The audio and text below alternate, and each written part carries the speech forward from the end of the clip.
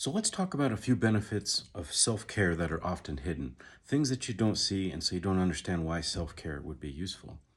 The first one is you're going to start to feel better. And I know that sounds dumb, but as I try to teach people how to take better care of themselves, how to teach them how to use their brain better, try to teach them different habits, I think they often miss that if they take the steps, they'll feel better, and they'll feel better, and they'll feel better, and their quality of life will get better. I've had people even say to me, I don't want to do anything for my health because I don't want to live longer. And what they're saying is, I don't understand that I can feel better if I make changes today. So feeling better all the time, sleeping better, having more energy, those things will change your life pretty substantially. And I think a lot of people don't even believe it's possible. So it doesn't sound like it should be a hidden benefit. It sounds like it should be the chief benefit. But for whatever reason, people don't see it. They often just think, okay, maybe I'll get rid of a little bit of the pain, but they don't think that they'll feel better afterwards. It's like they can only reduce the negative. They can't figure out how to increase the positive. So it's something to think about. A second benefit is you're going to get to know yourself better. You're going to start to understand what you want, what you don't want, what things work well for you, what things don't work well for you, what things you're kind of doing that get in your own way because you're looking at yourself differently. You're looking at your own life, you're looking at how things fit together, and you're starting to put them together into a different way.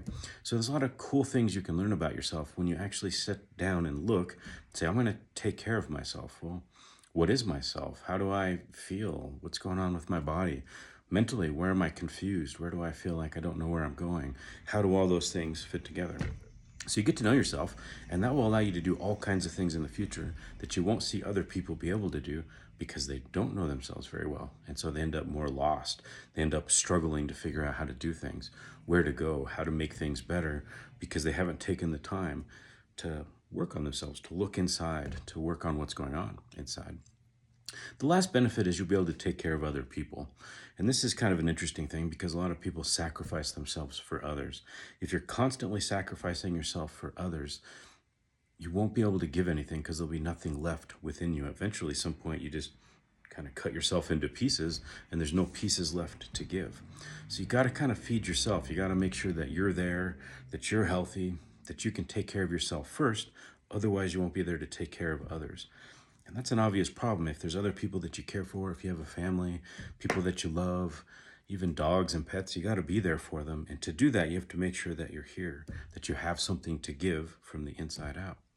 So it's really important to look at yourself, to take care of yourself, and to understand what you need and then work on it so that you can feel better, so that you have more to give, so that your life will be better.